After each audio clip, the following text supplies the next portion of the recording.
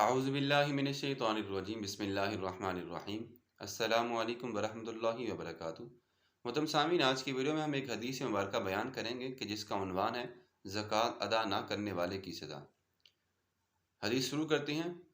عن ابی ہریرہ رضی اللہ تعالی عنہ قال قال رسول اللہ صلی اللہ علیہ وعلی آلہ وسلم من اتاہ اللہ مالا فلم یؤد زکاتہ مسل له مالہ یوم القیامۃ شجاعا اقرع له زبیبتان یتوقہ یوم القیامۃ ثم یأخذ بلہمزته ثم یقول انا مالک انا کنزک ثم تلا ولا یحسبن الذین یبخلون۔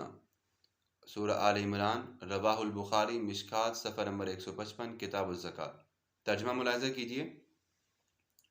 سیدنا ابو ہریرہ رضی اللہ تعالیٰ عنہ سے روایت ہے، وہ فرماتے ہیں کہ نبی اکرم صلی اللہ علیہ وآلہ وسلم نے ارشاد فرمایا، جس شخص کو اللہ تبارک و تعالیٰ نے مال عطا فرمایا اور وہ اس کی زکوٰۃ ادا نہیں کرتا تو وہ مال قیامت کے دن گنج سام کی شکل میں آئے گا۔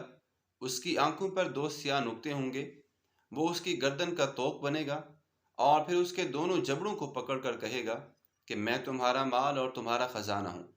اس کے بعد رسول اکرم صلی اللہ علیہ وآلہ وسلم نے یہ آیت مبارکہ تلاوت فرمائی۔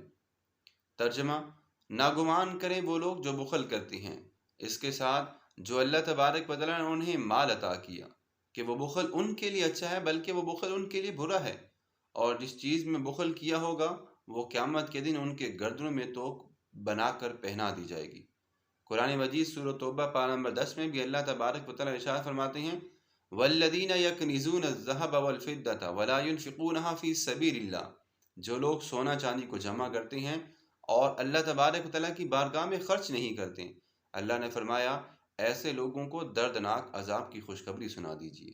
محترم سامعین، جس انسان کے پاس بھی پیسے ہوں، مال و دولت ہو اور وہ زکوٰۃ کا نصاب کے اوپر بھی پورا اتر رہا ہو تو اس انسان کو زکوٰۃ کا مال لازمی طور پر ادا کرتے رہنا چاہیے، ورنہ یہ مال جو ہم دنیا میں جمع کرتے ہیں، اللہ فرماتے ہیں وَيْلٌ لِكُلِّ ہُمَزَةٍ لُمَزَةٍ أَلْهَاكُمُ التَّكَاثُرُ، یہ ہلاکت کا سبب اور باعث بننے والا ہے۔